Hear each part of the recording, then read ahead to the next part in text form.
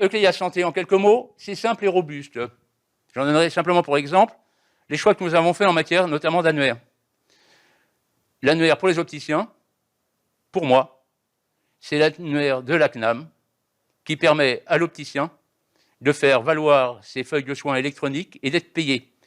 Il est mis à jour par la CNAM au quotidien, au fil de l'eau, et c'est lui que nous utilisons. Les identifiants, ce sont les codes ADELI, ça signifie qu'on a bien des opticiens qui sont identifiés avec des sirènes, des sirettes, et c'est mis à jour par la Caisse nationale d'assurance maladie.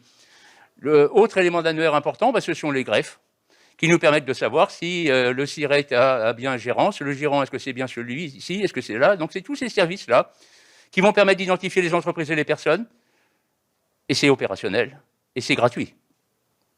Donc il était hors de question pour moi de mettre en place une solution propriétaire from scratch. C'était complètement inutile parce qu'on n'aurait jamais la même solidité que l'annuaire de la CNAM. C'est ce qui fait que c'est simple et robuste, en fait. Ensuite, c'est une offre qui est ouverte et vertueuse. Ouverte, InvoxML l'était déjà, ça veut dire que vous avez déjà fait l'expérience d'envoyer des factures à des gens qui ne sont pas nos clients. Et quand vous avez des soucis ou quand ils rencontrent des soucis, on fait intervenir nos supports.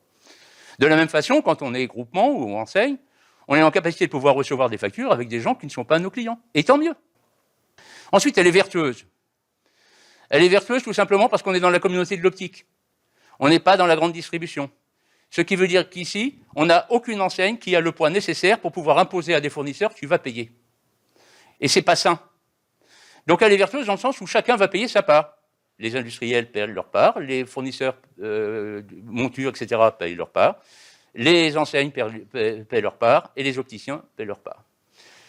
Ça, c'est important, notamment pour le verre. Imaginons par exemple que il y a des verriers ici, donc ils pourront m'arrêter si je raconte une grossonerie.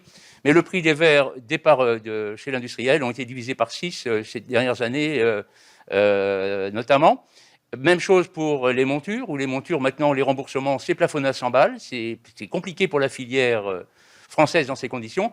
Ne rajoutons pas des charges aux charges avec des fourches codéines qui obligent à payer à tous les étages. Ça, c'est la vertu.